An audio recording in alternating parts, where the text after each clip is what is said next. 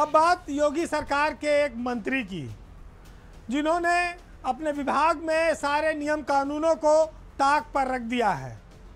मंत्री सबसे पहले गांधी जी से प्रेम करते हैं, उसके बाद फिर वो अपने सजातीय लोगों को ध्यान देते हैं, उनका सम्मान बढ़ाते हैं। बाकी लोग चाहे भाड़ में जाएं और चाहे जैसे जीवन जिए, उनका ज़्यादा ध्यान इस ओर नहीं है। बात लघु उद्योग विभाग की है, जहां के मंत्री हैं राकेश सचान। राकेश सचान एमएसएमई यानी कि लघु उद्योग विभाग, खादी ग्राम उद्योग, यूपी हैंडलूम, इन सब विभागों के मंत्री हैं। लेकिन उन्होंने नियमों को दरकिनार कर रखा है। अपने चहेतों के लिए नियम कानून के विपरीत जाकर वो उन्हें उपकृत करते रहते हैं। तबादला सत्र को भी उन्होंने धता बता दिया। समूह का के अधिकारियों का एमएसएमई विभाग में इस साल तबादला ही नहीं हुआ।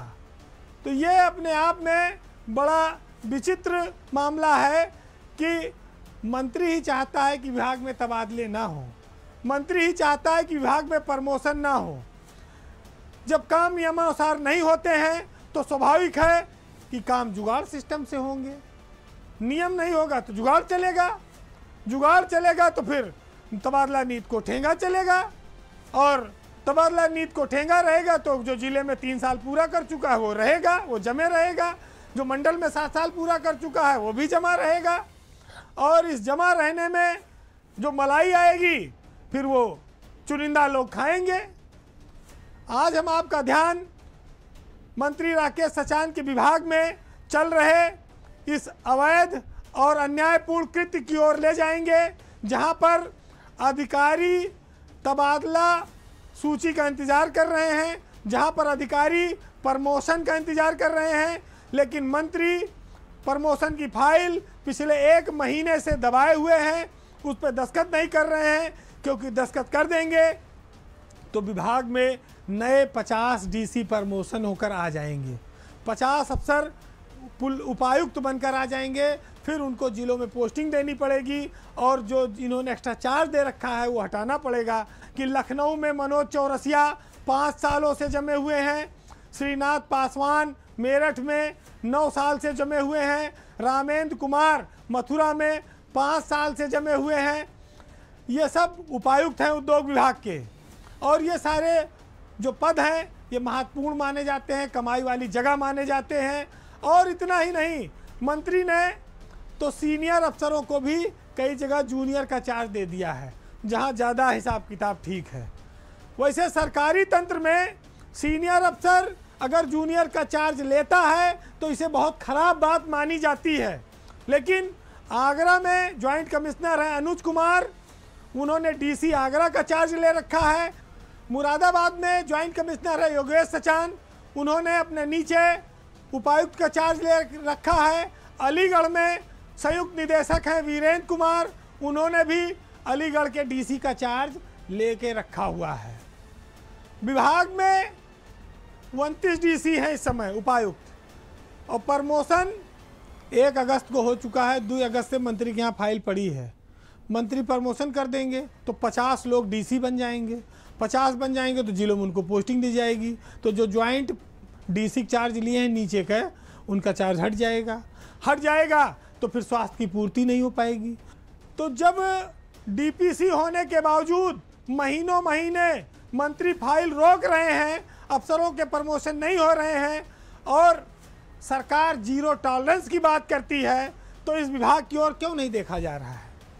आलोक कुमार प्रमुख सचिव हैं इस विभाग में, वो भी कई बार कोशिश किए, लेकिन मंत्री के आगे उनकी चलती नहीं है।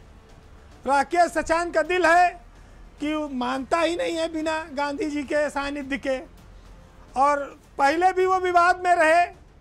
70 प्लाट ले लिया था वहाँ पर, फिर वो वापस किए, फिर वहाँ पता लगा कचहरी में फाइल लेके भाग गए। आखिर जो सरकार सबका साथ सबका विकास की बात करती है, जो 0 टॉलरेंस की बात करती है, वो ये क्यों नहीं देखती है कि किस विभाग में जिले में 3 साल से ज़्यादा कौन अफसर जमा है, क्यों नहीं हट रहा है। 5 साल से वो उस पद पर कैसे कायम है, 7 साल से वो उस पद पर कैसे कायम है। अब डीआईजी जिले में एसपी के चार्ज लेने लगे तो कितनी शर्म की बात है। कमिश्नर अगर जिले में डीएम के चार्ज ले ले तो इसका मतलब क्या है? खाली लालच, इसके अलावा कुछ नहीं है। तो ये सरकार को देखना होगा कि मंत्रियों की मनमानी के चलते विभाग के अधिकारियों का मनोबल टूट रहा है। शोषण के लिए उन पर लगातार दबाव बनाया जा रहा है।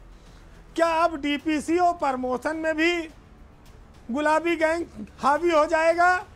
ये सब सच्चाइयां हैं जिनको देखना चाहिए।